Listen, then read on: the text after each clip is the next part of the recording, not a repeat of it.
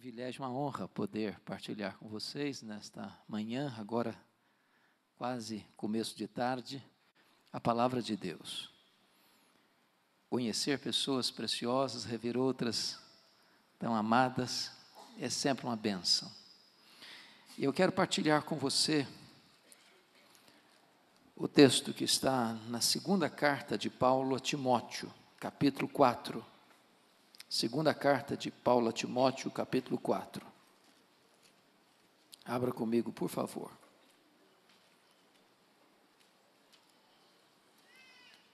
Nós vamos fazer leitura a partir do verso 6 até o verso 18. É muito importante entender que esta é a última carta que Paulo escreve. E Paulo a escreve da sua segunda prisão em Roma.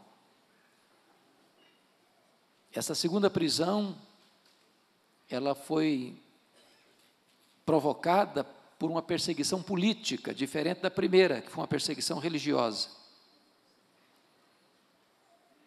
E Paulo agora não está mais numa casa ou numa prisão domiciliar, mas ele está numa masmorra, úmida, fria, insalubre, de onde as pessoas saíam leprosas ou para o martírio. Este é o último capítulo desta carta, e essas são as últimas palavras do capítulo. Consequentemente, essas são as últimas palavras de Paulo antes de morrer. Como as últimas palavras de um homem sempre são palavras relevantes, é necessário ouvir o que ele está dizendo. E ele diz assim: quanto a mim, já estou sendo oferecido por libação, e o tempo da minha partida é chegado. Combati o bom combate, completei a carreira, guardei a fé. Já agora a coroa da justiça me está guardada, a qual o Senhor reto juiz me dará naquele dia, e não apenas a mim, mas a todos quantos amam a sua vinda. Procura vir ter comigo depressa, porque Demas, tendo amado o presente século, me abandonou e se foi para Tessalônica. Crescente para a Galácia, e Tito foi para a Dalmácia. Somente Lucas está comigo. Toma contigo Marcos e traze-o, pois me é útil para o ministério. Quanto a Tíquico, mandei-o até Éfeso. Quando vieres, traze a capa que deixei em Troade, na casa de Carpo, bem como os livros, especialmente os pergaminhos. Alexandre o latueiro causou-me muitos males. O Senhor lhe dará paga, segundo as suas obras. Tu guarda-te também dele, porque resistiu fortemente à nossa pregação. E ele prossegue e diz assim: na minha primeira defesa, ninguém foi a meu favor, antes todos me abandonaram. Que isso não lhes seja posto em conta, mas o Senhor me assistiu e me revestiu de forças, para que por meu intermédio a pregação fosse plenamente cumprida e todos os gentios ouvissem, e fui libertado da boca do leão. O Senhor me livrará de toda obra maligna e me levará salvo para o seu reino celestial. A Ele, glória pelos séculos dos séculos. Amém. Eu quero pedir permissão a você para só voltar nesse texto, na conclusão da minha fala. Meu propósito nesta manhã é apresentar a você o apóstolo Paulo. Quem foi este homem? Que plantou igrejas nas províncias da Galácia, da Macedônia, da Acaia, da Ásia Menor. Quem foi este homem? Que escreveu grande parte do Novo Testamento. Quem foi este homem? Que morreu pobre, velho, cheio de cicatrizes. Foi arrancado de uma masmorra para o patíbulo, onde foi degolado. Quem foi este homem que, apesar disso, é mais influente na história do que todos os Césares de Roma juntos? Quem foi este homem? A primeira coisa que a Bíblia nos informa acerca dele está lá em Filipenses, capítulo 3, versos 4 a 6, quando diz que ele foi circuncidado ao 8º dia. Ele era da linhagem de Israel, da tribo de Benjamim, hebreu de hebreus, quanto à lei, fariseu, quanto ao zelo perseguidor da igreja. Ele era um judeu puro sangue. de uma das mais importantes tribos de Israel. Somos informados, à luz de Atos dos Apóstolos, capítulo 22, versículo 3, que ele nasceu em Tarso, na Cilícia, uma importante região do império, e ele era cidadão romano por nascimento.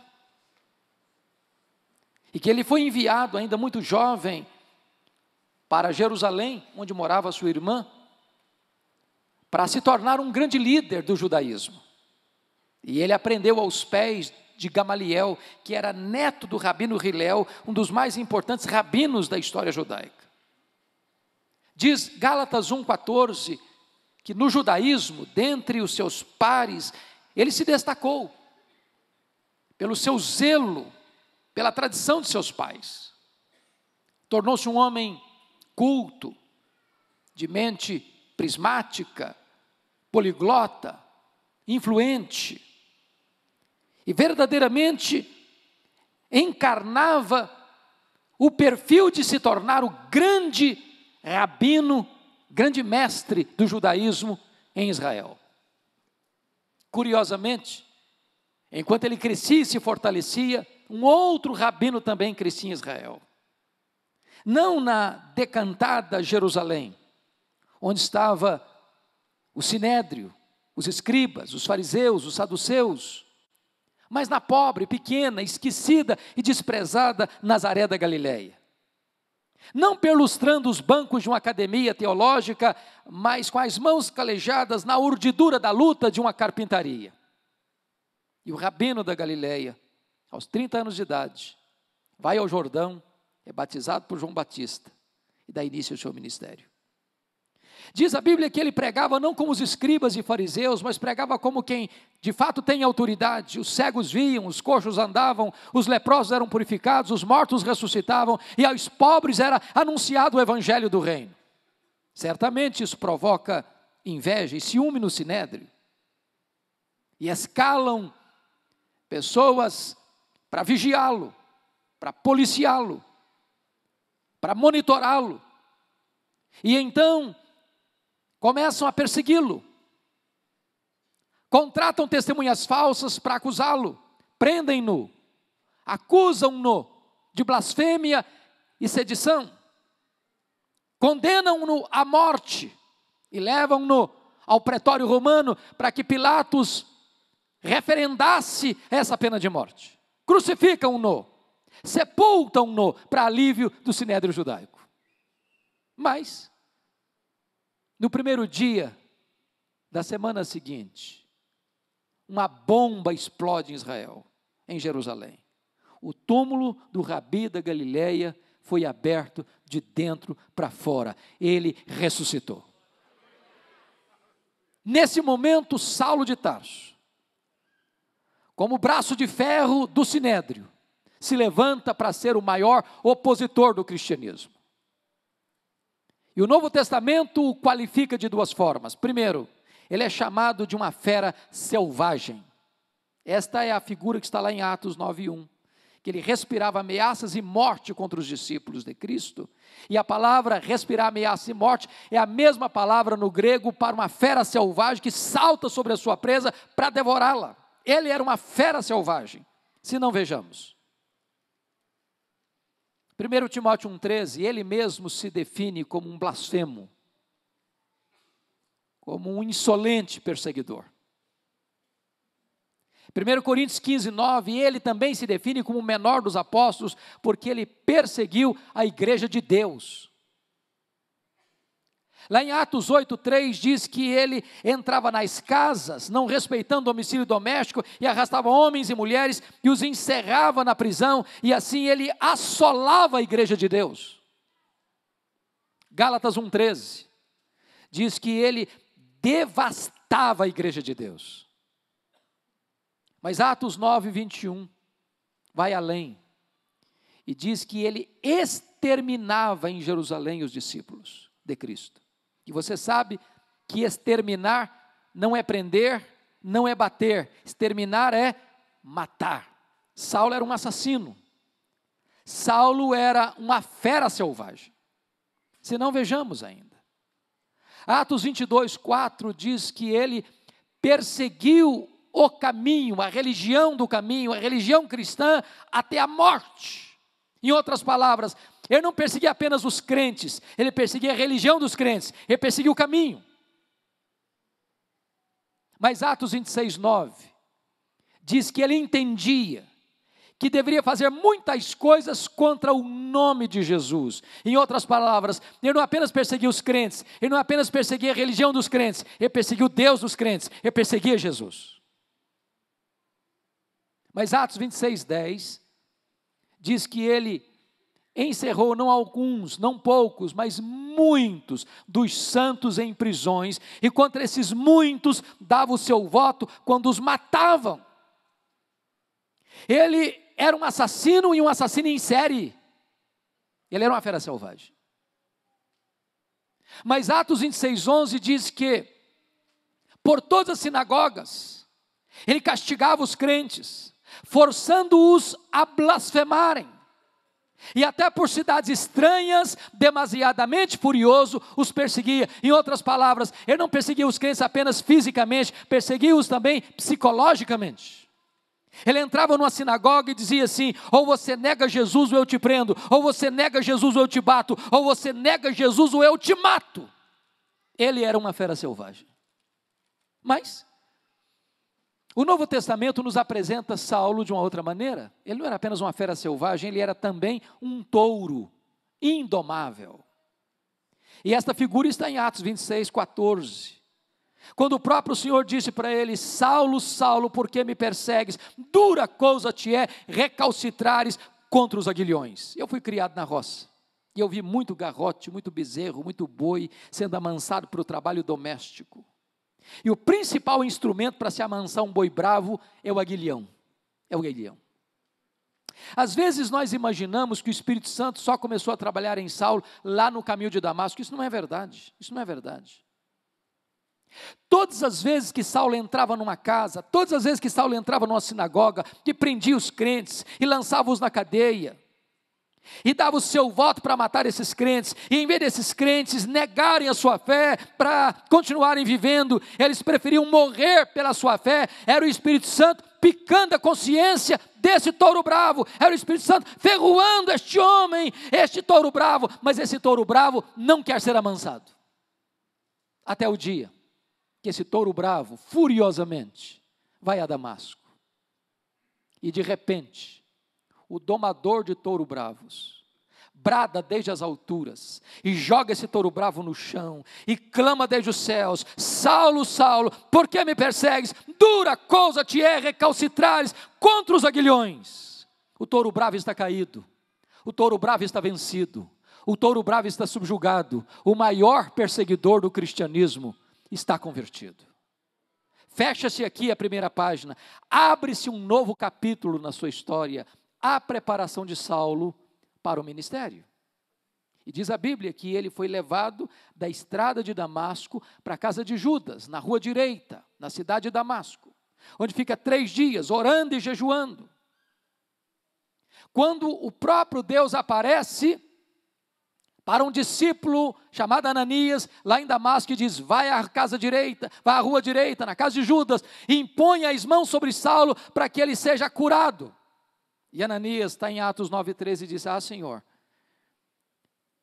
eu tenho ouvido de tanta gente, quantos males tem feito este homem aos teus santos em Jerusalém. E Deus diz: pode ir, porque ele é para mim um vaso escolhido. Eu enviarei para longe aos gentios, e eu lhe mostrarei o quanto importa sofrer pelo meu nome. E Ananias foi, e impôs as mãos sobre ele, e ele ficou curado da sua cegueira. E diz a Bíblia que ele recebe o Espírito Santo, e fica cheio do Espírito Santo, e ele é batizado. Agora confira comigo, por favor, abrindo a sua Bíblia em Atos 9:20. Porque logo depois que ele foi curado, que ele foi cheio do Espírito Santo e que ele foi batizado, diz Atos 9:20, que logo em seguida ele passa a pregar nas sinagogas de Damasco, afirmando que Jesus é o Filho de Deus. Preste agora atenção no verso 22. Diz aí que Saulo mais e mais se fortalecia, confundindo os judeus, demonstrando que Jesus é o Cristo. Agora eu faço uma pergunta para você. Há alguma diferença entre o que ele fez no verso 20 para o que ele fez no verso 22? No verso 20 ele afirma que Jesus é o Filho de Deus. Mas no verso 22 ele demonstra que Jesus é o Messias, que Jesus é o Cristo. E demonstrar é provar uma tese detalhada, meticulosa e exaustivamente. Portanto, há uma profunda diferença entre o que ele faz no verso 20, afirmar que Jesus é o Filho de Deus, porque ele fez no verso 22, onde ele prova, onde ele demonstra que esse Jesus é o Messias, é o Cristo. A pergunta é, quanto tempo existe de intervalo entre o que ele fez no verso 20 para o que ele fez no verso 22? Atos não responde essa pergunta. Mas a resposta está em Gálatas, capítulo 1, versos 15 a 17. Diz que logo que ele foi convertido em Damasco, ele não parte para Jerusalém, onde estavam os apóstolos, mas ele é levado para a Arábia, onde ele fica 3 anos. E lá da Arábia ele retorna outra vez para Damasco. E a pergunta é, o que ele ficou fazendo na Arábia? Um seminário intensivo com Jesus.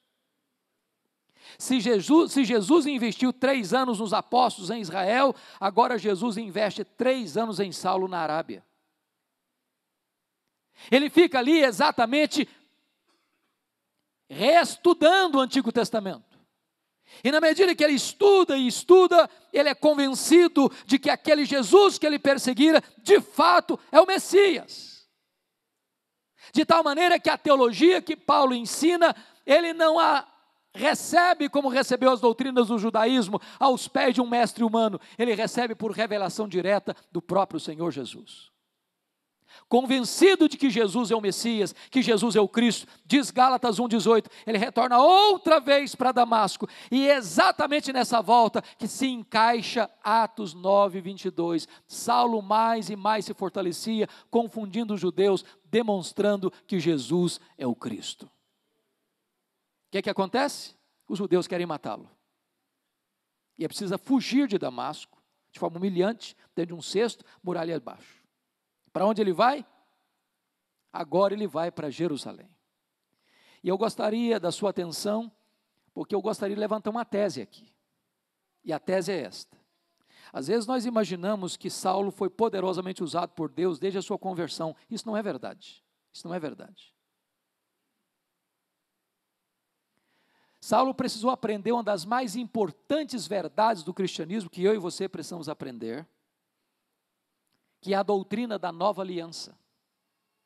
E essa doutrina Paulo vem ensinar mais tarde, quando escreve a sua segunda carta aos Coríntios, a partir do capítulo 2, verso 14, quando ele diz assim: graças, porém, a Deus, que em Cristo sempre nos conduz em triunfo, e por meio de nós manifesta a fragrância do seu conhecimento, tanto nos que são salvos, como nos que se perdem. Para uns, cheiro de vida, para a vida, para outros, aroma de morte, para a morte. Mas quem, porém, é suficiente para essas coisas? A pergunta fica no ar sem resposta.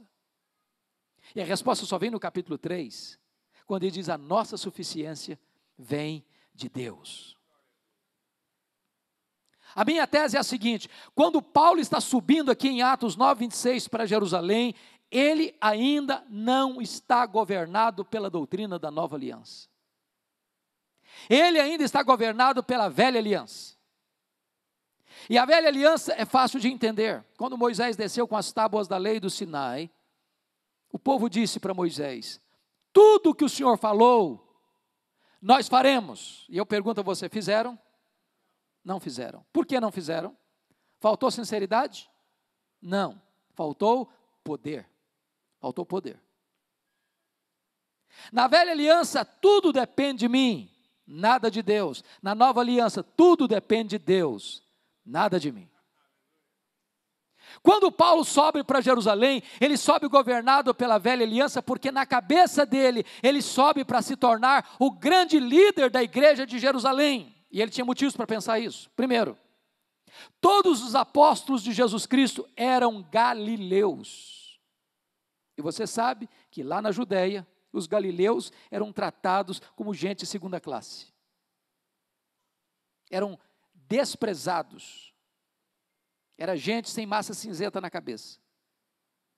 Tanto é fato que quando aconteceu o derramamento do Espírito, lá em Atos 2, a multidão se ajunta e quando eles olham e perguntam assim, mas o que quer isso dizer? Outros olharam com preconceito e falaram, não, fica tranquilo, são galileus, estão embriagados. Saulo deve ter pensado, jamais esses apóstolos galileus vão lograr êxito no quartel-general da religião mundial, aqui no sul, aqui em Jerusalém, aqui na Judéia. Segundo motivo que ele tinha, para pensar que ele devia ser o líder, os apóstolos de Jesus, além de galileus, eram iletrados, eram incultos. E Jerusalém era a capital intelectual da teologia. Lá estavam os escribas, os doutores da lei, os fariseus, o sinédrio, e ele deve ter pensado, esses homens, além de galileus, são incultos e iletrados, jamais eles conseguirão sucesso no trabalho aqui em Jerusalém.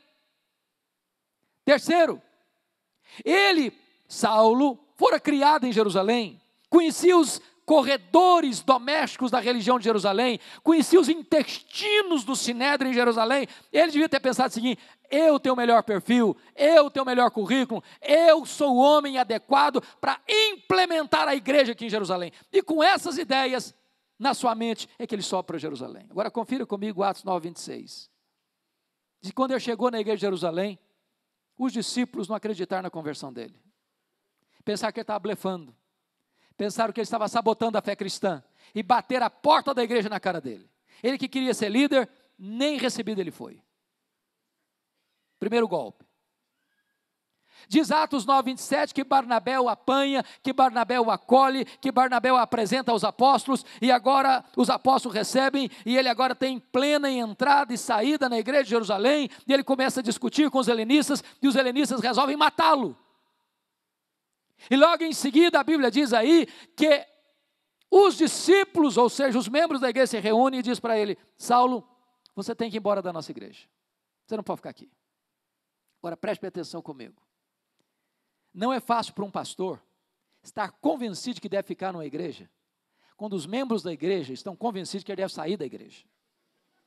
Não é fácil.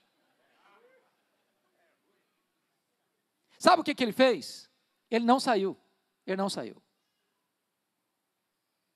Mas não foram apenas os crentes que queriam que eu fosse embora, não.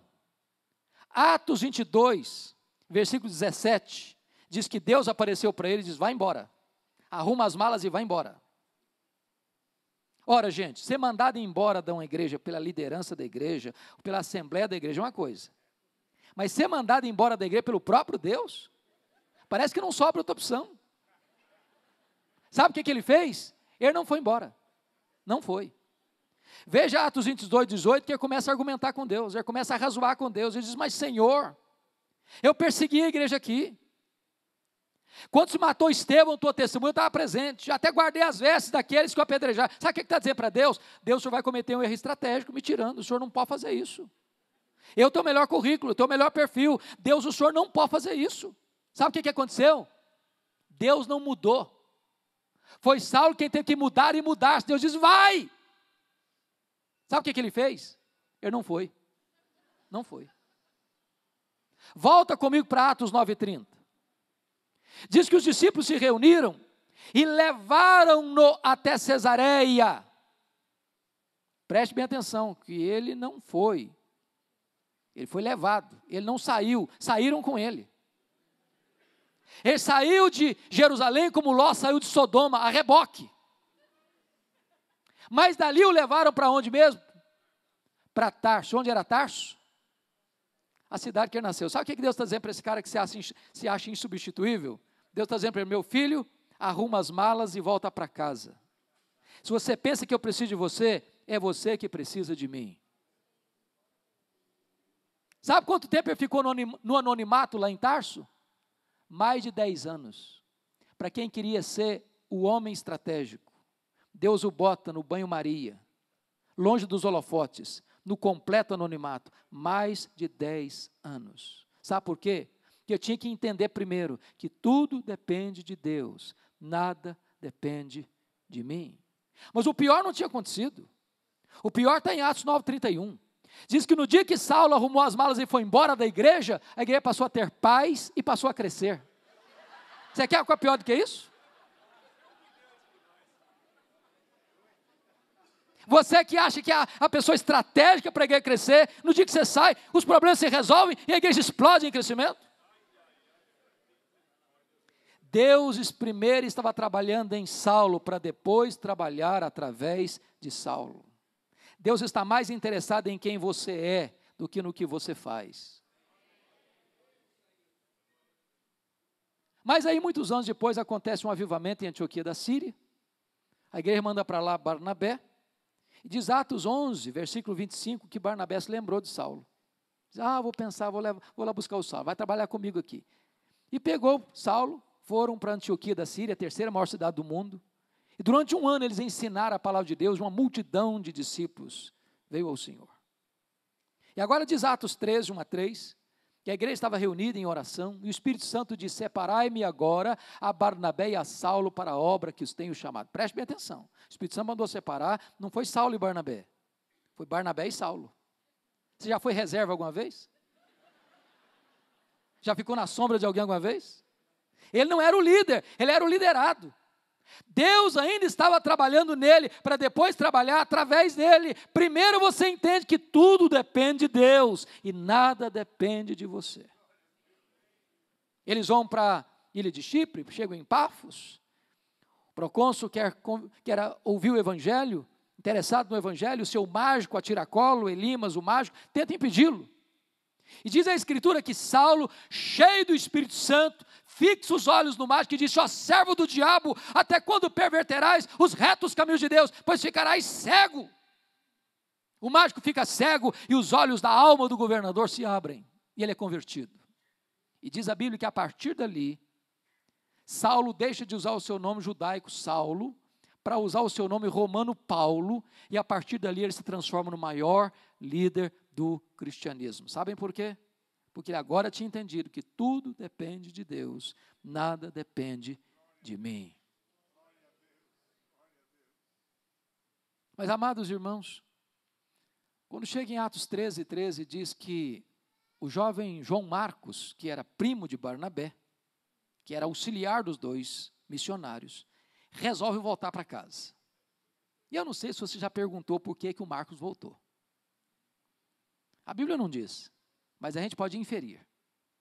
E eu gostaria de sugerir algumas possíveis razões. Primeiro, é que ele era muito jovem ainda e pensou que missões era um negócio de turismo, muito empolgante. Quando ele percebeu que não era turismo, ele disse, não, esse negócio não dá para mim não. Estou muito novo, não quero correr risco, vou voltar para a casa da minha mãe. Segunda possibilidade.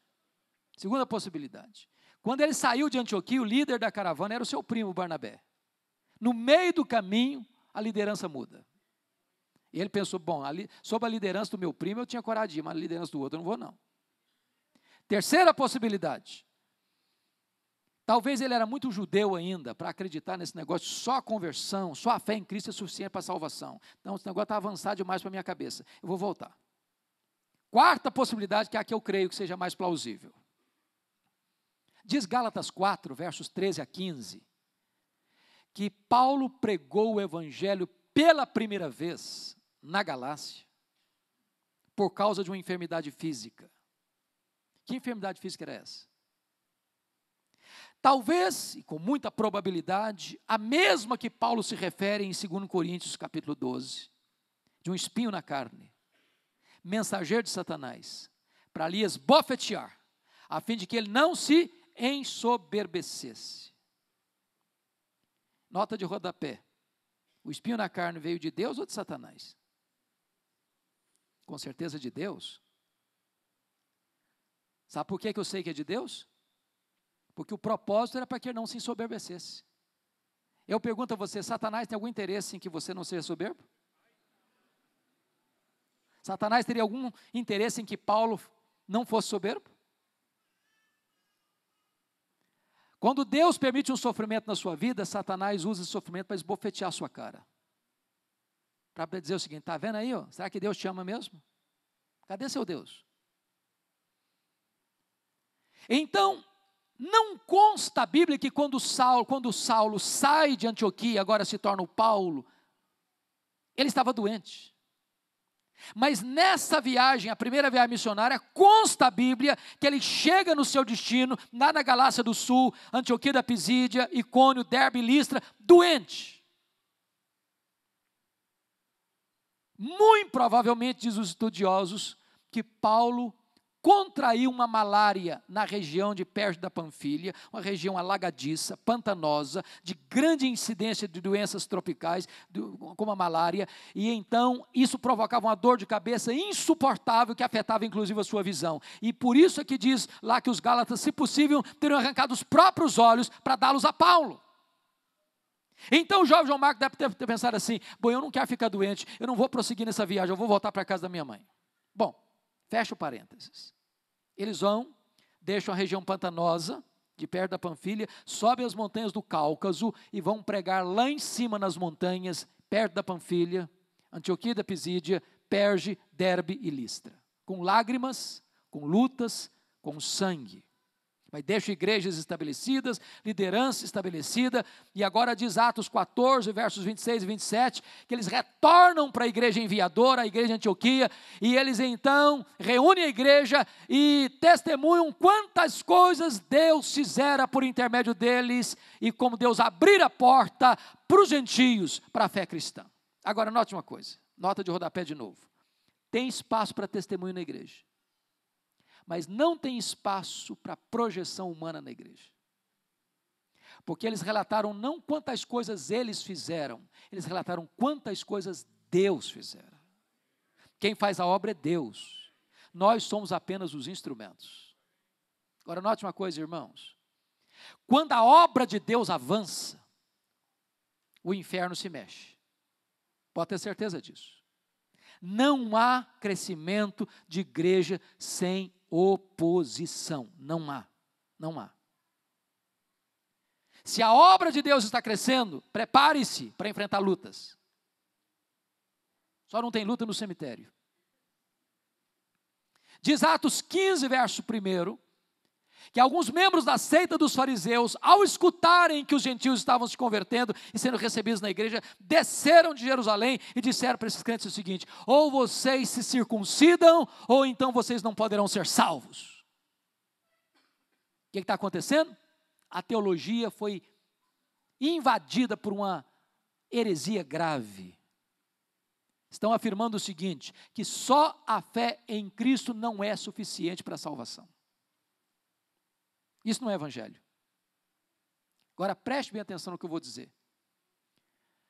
Se a teologia está ruim, quanto mais se prega, pior fica. Não dá para fazer obra missionária com a teologia errada. Não dá. Afirmar que Deus faz uma parte e eu faço outra, não é evangelho. A salvação não é uma parceria de você com Deus. A salvação, ela é absolutamente da graça de Deus. Pela graça sois salvos mediante a fé. Isso não vem de vós, é dom de Deus, não de obras, para que ninguém se glorie. Então Paulo entendeu bem isso e disse o seguinte: não dá para continuar a obra, a não ser que a gente resolva primeiro esse problema. Reunir um concílio, está em Atos 15, e os presbíteros, os apóstolos se reúnem, e eles discutem a matéria, e tratam da matéria, fala Paulo, fala Barnabé, fala Pedro, liderados por Tiago, e eles tomam a decisão, escrevem a decisão, mandam comissões às igrejas gentílicas para ler a decisão tomada, e a decisão é essa: só a fé em Cristo é a necessidade para a salvação, não se acrescenta mais nada à obra de Cristo na cruz. Decisão tomada, decisão escrita, decisão comunicada. Agora sim, vamos voltar para a segunda viagem missionária. Paulo chega para Barnabé e diz, está lá em Atos 15, versos 36 a 41. Vamos voltar, Barnabé? Vamos sim, Paulo. Só um detalhe. O meu primo, que nos deixou lá em Perge da Panfilha, quer voltar de novo com a gente. Aí o Paulo engrossou. Aí radicalizou, diz, não, comigo ele não vai. Comigo ele não vai. Eu não acho justo levarmos esse rapaz. Ele não serve para ser meu companheiro. Ele não serve para ser meu auxiliar. Ele não vai comigo.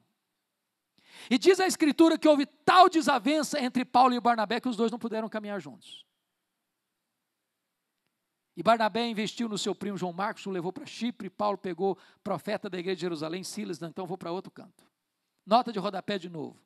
Os líderes da igreja não deveriam brigar, mas às vezes brigam. Outra nota de rodapé. Até quando os líderes brigam, o plano de Deus não pode ser frustrado. Porque agora, em vez de uma caravana, tem duas. O livro de Atos passa pelo relato de Paulo e Silas. E eles querem ir para a Ásia, o Espírito de Deus os impede. E Paulo escuta a voz de um varão macedônio, passa a Macedônia e ajuda-nos. E Paulo entra na Macedônia, entra no Ocidente. Talvez por isso você e eu estamos aqui hoje, nesta manhã, neste começo de tarde. Agora preste atenção no outro ponto importante. Quem dá a direção missionária da igreja é Deus, mas quem escolhe os melhores métodos somos nós. Você parou para perceber que Paulo passa batido em algumas cidades e se fixa em outras? Por quê? Se é aleatório? Não. Paulo só se fixa em cidades estratégicas. Filipos era a colônia romana, Tessalônica era a capital da província da Macedônia, Bereia era a importante cidade, Atenas é a capital intelectual do mundo e Corinto a capital da Caia. O que significa isso? Vamos plantar uma igreja? Vamos. Em que cidade? Vamos comprar um terreno? Vamos alugar um imóvel? Vamos. Em que bairro? Em que rua? Porque às vezes nós começamos um trabalho na cidade mais escondida, compramos um terreno no bairro mais distante, na rua mais difícil de acesso, e o pior terreno. E aí ficamos 20 anos patinando lá. Deus está nos ensinando, quer dar a direção, e nós escolhemos os métodos. Mas mesmo quando você é dirigido por Deus e escolhe os melhores métodos, você tem problemas, porque Paulo foi preso e açoitado em Filipos, ele foi escorraçado em Tessalônica, ele foi enxotado de Bereia, ele foi chamado de tagarela em Atenas e de impostor em Corinto. Lá de Antioquia, ele escreve a sua primeira carta aos Gálatas, agora em Corinto, ele escreve as suas duas cartas à igreja de Tessalônica. Ele sai de Corinto depois de 18 meses e vai para Éfeso, a capital da Ásia Menor, uma cidade com 300 mil habitantes na época. Hospedava o templo de Diana, uma das 7 maravilhas do mundo antigo. E ali acontece um avivamento maravilhoso.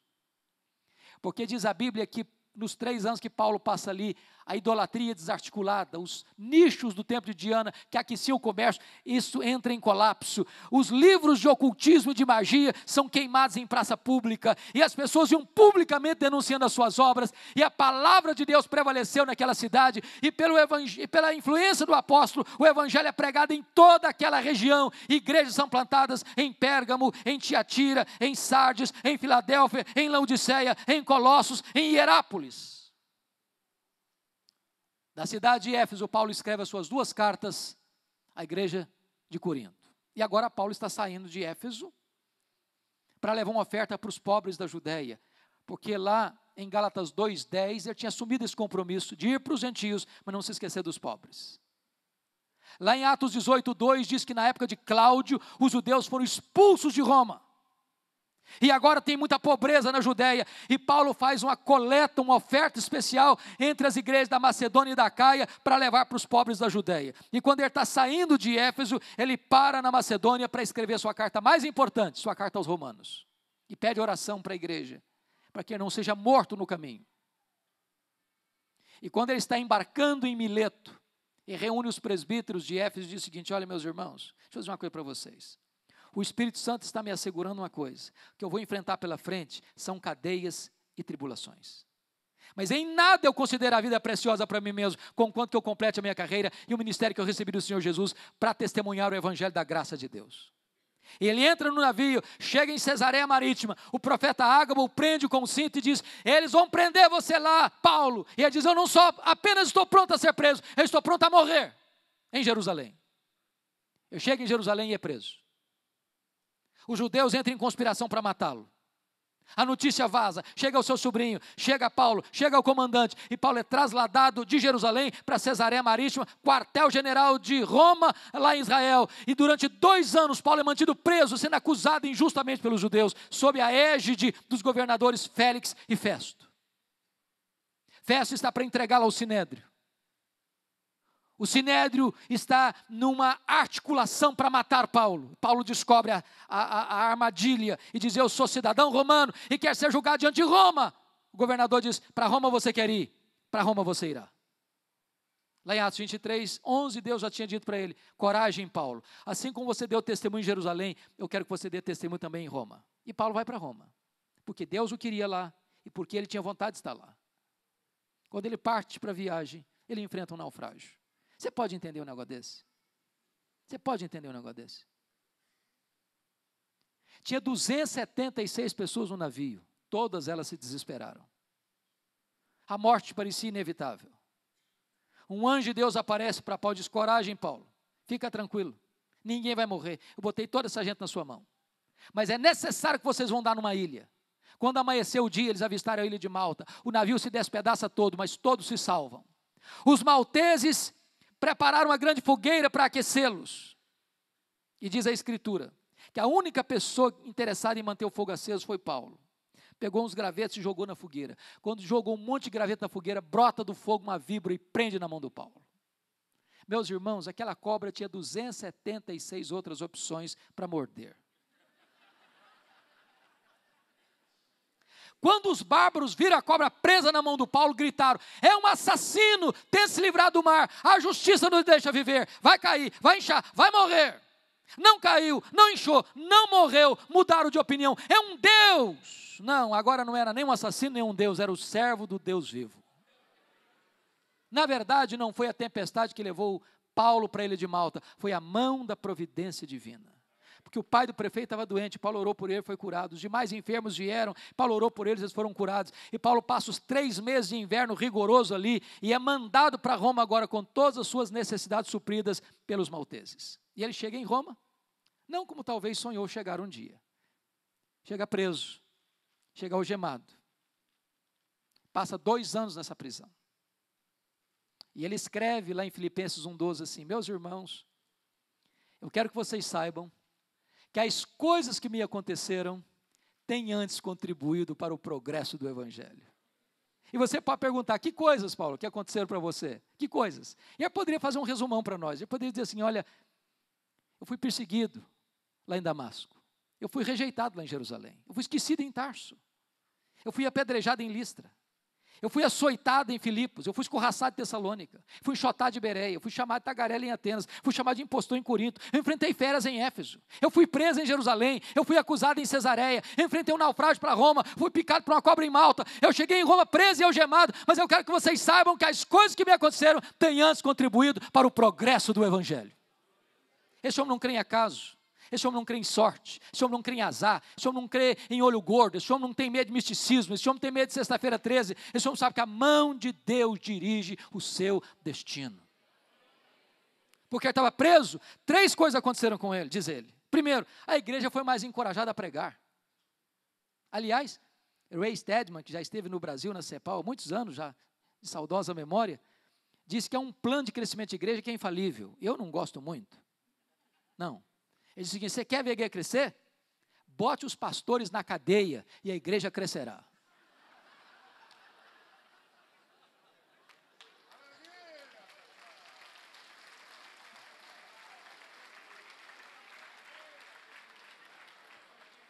Porque ele estava preso, diz ele, toda a guarda pretoriana tomou conhecimento das minhas cadeias em Cristo.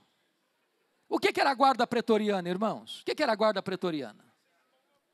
A guarda pretoriana era a guarda de elite do imperador. Eram os soldados da mais alta patente do império. Eram 16 mil soldados de escol. Porque Paulo era um cidadão romano, prisioneiro de César, embora ele não considerasse isso. Eu sou prisioneiro de Cristo, embaixador em cadeias. Durante 3 turnos por dia, um soldado tinha que estar algemado com ele. Durante 2 anos. Em rodízio. Sabe o que Paulo fazia? Evangelho neles. Evangelho neles. Evangelho neles. Depois de 2 anos, toda a guarda pretoriana estava evangelizada. O imperador Nero não sabia disso, mas Deus o havia constituído como presidente das missões estrangeiras do império. Deus colocara lá dentro do palácio o maior missionário da igreja e diante dele seu auditório. Por isso em Filipenses 4:22 ele descreve de Roma assim, os santos vos saúdam, especialmente os da casa de César. Quando você pensa que a coisa está fora do controle, Deus está trabalhando de uma maneira surpreendente.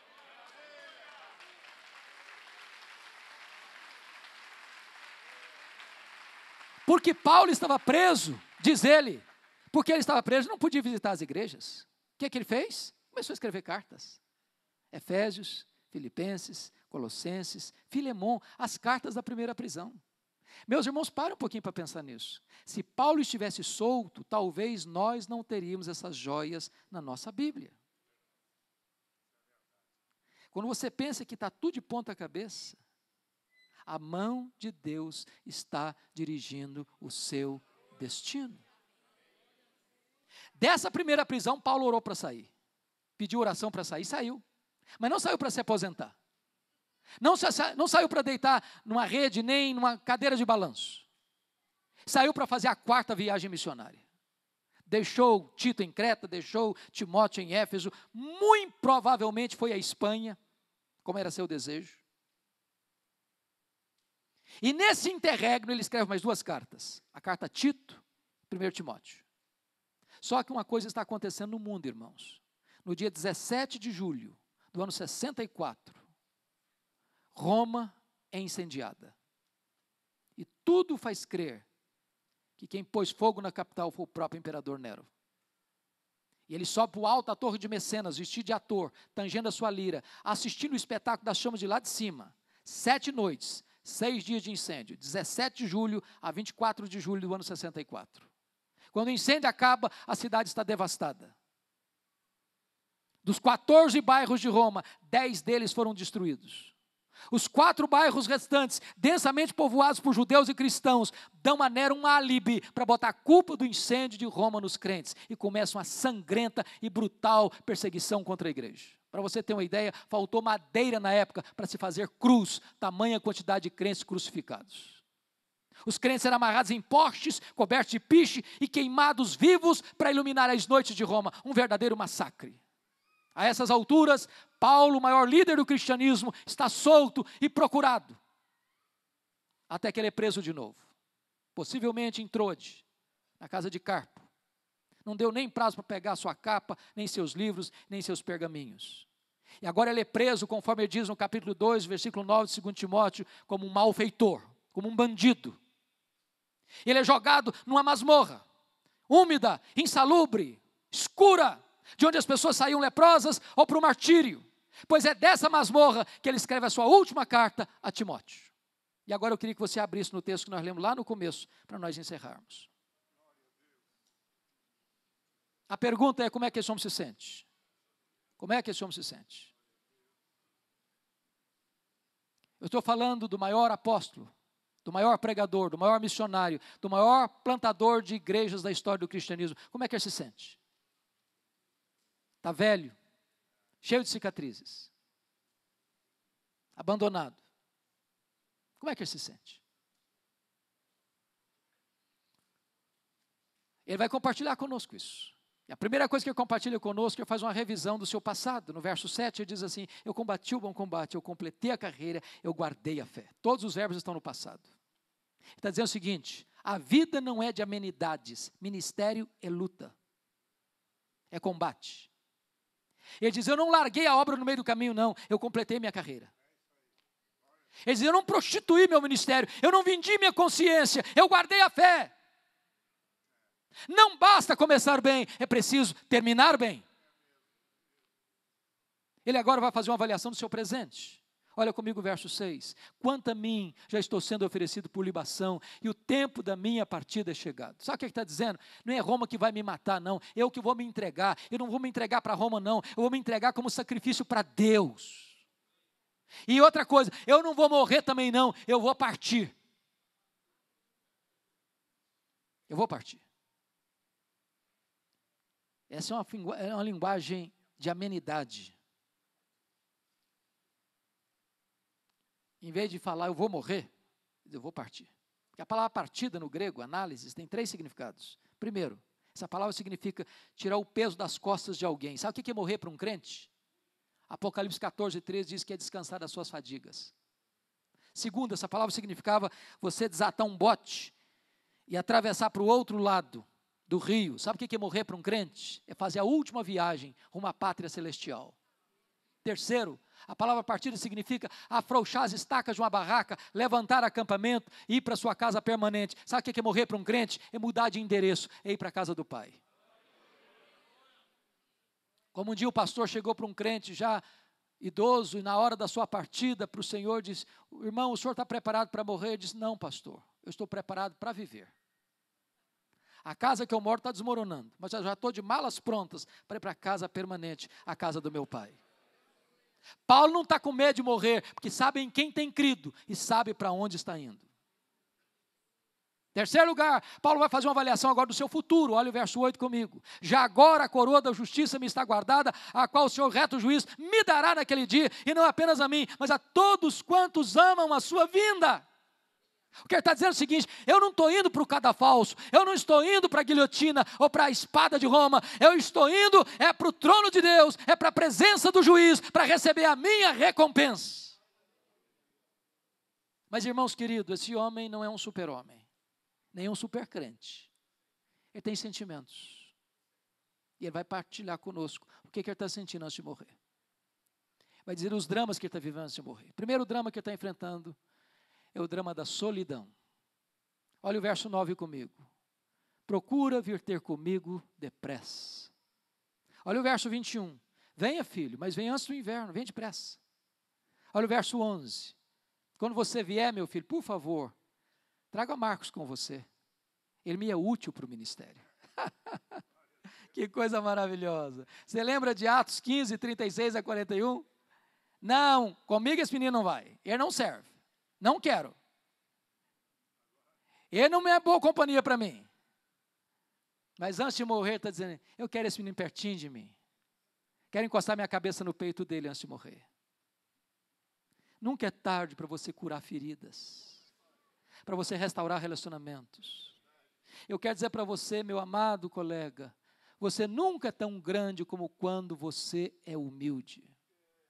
Paulo está dando um gesto de humildade aqui. Segundo drama que ele enfrenta, o drama do abandono. Olha o verso 10 comigo. Porque Demas, tendo amado o presente século, me abandonou. Não é fácil ser abandonado. Não é fácil ser abandonado no final da vida. Não é fácil ser abandonado quando você mais precisa de ajuda. Não é fácil ser abandonado por aqueles que você investiu a sua vida. Não é fácil ser abandonado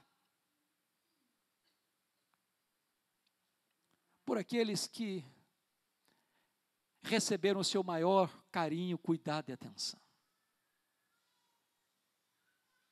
É um golpe, é uma dor profunda. E Paulo está compartilhando esse drama que ele está vivendo no ministério no final da vida, ser abandonado. Eu cheguei a dizer lá no capítulo 2, da sua segunda carta, que todos os da Ásia o abandonaram. Em outras palavras, ser amigo de Paulo agora é um perigo, porque ele está sendo acusado de bandido, de malfeitor, de incendiário de Roma, ou de líder dos incendiários de Roma. E as pessoas estão querendo distância dele. Terceiro drama que ele está enfrentando, irmãos, o drama da traição. Olha comigo o verso 14. Alexandre o latoeiro causou-me muitos males. O Senhor lhe dará a paga segundo as suas obras. Diz os estudiosos que foi Alexandre o latoeiro quem delatou o apóstolo Paulo, culminando na sua segunda prisão e no seu consequente martírio. É gente que puxa o tapete, é gente que apunhala pelas costas, é gente que celebra quando você chora e se entristece quando você é promovido. É gente que torce contra, que trabalha contra o patrimônio. Mas nota o versículo 14, versículo 15, que diz aí que Alexandre não só resistiu ao pregador, resistiu também à pregação. Tu guarda-te também dele, porque resistiu fortemente às nossas palavras. Quarto lugar, Paulo compartilha conosco o drama das privações. Olha o verso 13 comigo. Ele tem 3 privações. A primeira privação que ele enfrenta é a privação emocional. Ele precisa de gente. Deixa eu dizer uma coisa para você, amado. Gente precisa de Deus, mas gente precisa de gente. Precisa de gente. Final da vida, você precisa de gente. Durante a vida, você precisa de gente do seu lado. Um ombro amigo. Segundo, ele está enfrentando privações mentais. Ele diz assim: meu filho, quando você vier, traz os meus livros, traz os meus pergaminhos. Sabe, Antônio Carlos, que me impressiona? Que esse cara sabe que vai morrer. E ainda está querendo estudar mais um bocadinho. Tem gente que passa a vida inteira sem estudar nada. Meu irmão, não tem aposentadoria no aprendizado. Não tem aposentadoria no reino de Deus. Nunca dependure as chuteiras do seu ministério em nome de Jesus. Enquanto lhe sobrar uma gota de fôlego, trabalhe para Deus. Mas finalmente, irmãos, ele está enfrentando uma privação física.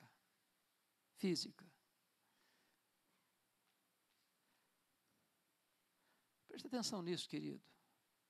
O maior pastor do cristianismo, maior teólogo, maior plantador de igrejas, maior apóstolo, velho, sozinho, abandonado. O frio está chegando, o inverno está chegando. Em Roma chega a temperatura abaixo de zero. Dentro de uma masmorra é tão frio lá dentro quanto lá de fora. Ele não tem uma capa velha para usar.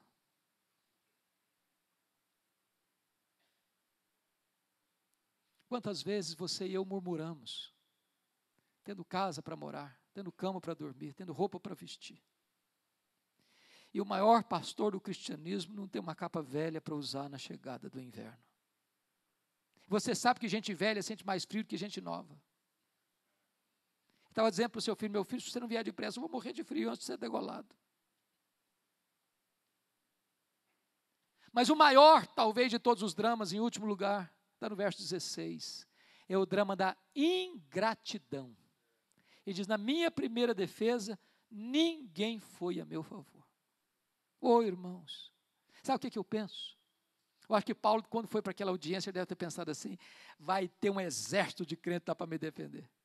O cara plantou igrejas na província da Galácia, da Macedônia, da Acaia, da Ásia Menor, de Jerusalém ao Ilírico. Ele levou tanta gente a Cristo e tanta gente convertida pelo ministério dele. Ele deve ter pensado: deve ter filho na fé lá que não vai caber naquela sala de audiência, vai ter muita gente lá para me defender. Quando ele chega, não tem ninguém.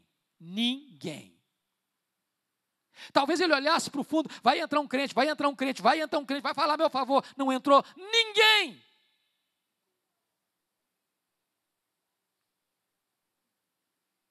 Não espere da terra recompensa para o seu ministério. Não espere dos homens recompensa para o seu ministério. Mas louvado seja Deus, porque o verso 17 diz: mas o Senhor me assistiu e me revestiu de forças, para que por meu intermédio a pregação fosse plenamente cumprida e todos os gentios ouvissem. O Senhor me levará salvo para o seu reino celestial e me liberará da boca do leão. Quer dizer para você, nesta tarde, meu amado, que pode faltar para você o apoio dos homens, mas não lhe faltará o apoio de Deus. Pode faltar para você o apoio da terra, mas não lhe faltará o apoio do céu. Mas eu termino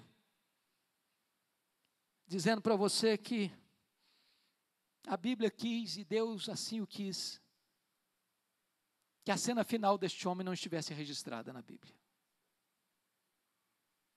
Mas eu vejo essa cena.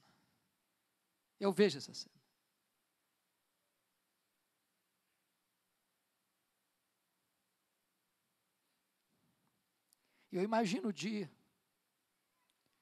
que um rude carcereiro, já acostumado em matar tanta gente, recebe na sua mesa um pedaço de papel ou de couro, contendo o nome de um prisioneiro que deveria ser executado naquele dia.